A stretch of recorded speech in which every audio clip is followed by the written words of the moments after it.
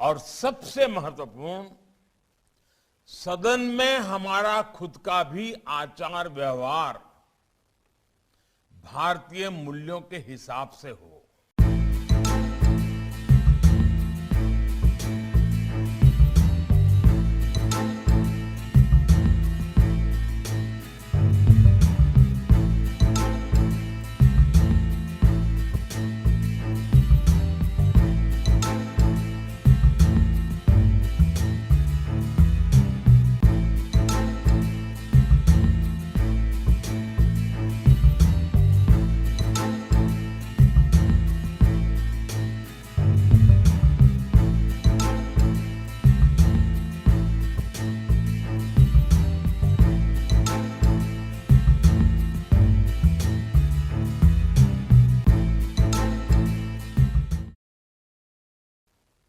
हमारे सदन की परंपराओं और व्यवस्थाएं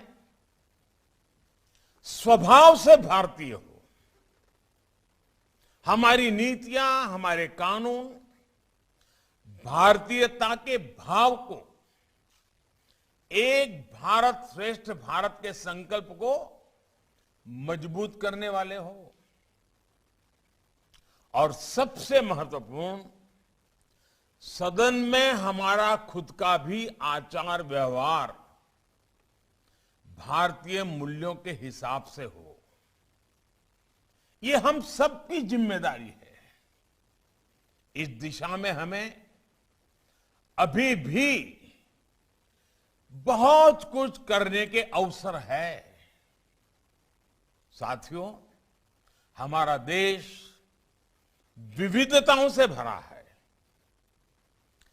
अपनी हजारों वर्ष की विकास यात्रा में हम इस बात को अंगीकृत कर चुके हैं कि विविधता के बीच भी एकता की भव्य, एकता की दिव्य अखंड धारा बहती है। एकता की यही अखंड धारा हमारी विविधता को संजोती है, उसका संरक्षण भी करती है। आज के बदलते हुए इस समय में हमारे सदनों की विशेष जिम्मेदारी है कि देश की एकता और देश की अखंडता के संबंध में अगर एक भी भिन्न स्वर उठता है तो उससे सतर्क रहना है। विविधता को विरासत के रूप में गौरव मिलता रहे। हम अपनी विविधता का उत्सव मनाते रहें।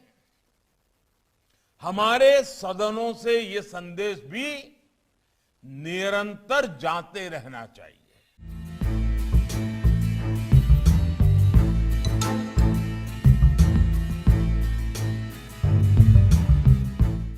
ऐसे जनप्रतिनिधियों को समर्पित मेरा एक सुझाव है। हम अपने सदनों में बहुत सी विविधताएं करते हैं, जैसे प्राइवेट बिल लाते हैं, उसके लिए समय निकालते हैं। कुछ सदनों में 0 ओवर के लिए समय निकालते हैं।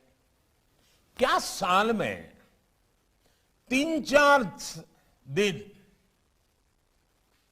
किसी सदन में 1 दिन, किसी समय 2 दिन ऐसे रखे जा सकते हैं कि जिसमें समाज के लिए कुछ विशेष कर रहे हमारे जो जनप्रतिनिधि हैं, उनके अनुभव हम सुने, वो अपने अनुभव बताएं, अपने समाज जीवन के इस पक्ष के बारे में भी देश को जानकारी दे।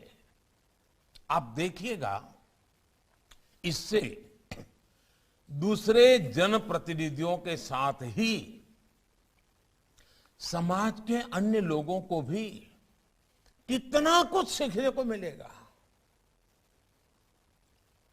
राजनीतिक क्षेत्र के नेताओं का एक जो रचनात्मक योगदान भी होता है,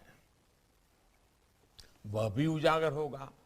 और जो रचनात्मक कामों में लगे हुए लोग हैं, उनको भी राजनीति से दूरी बनाए रखने की जो प्रवृत्ति बढ़ती जा रही है, उसके बजाय ऐसी सोच, ऐसी सेवा करने वाले लोग राजनीति से जुड़ते जाएंगे तो राजनीति भी अपने आप में समृद्ध होगी।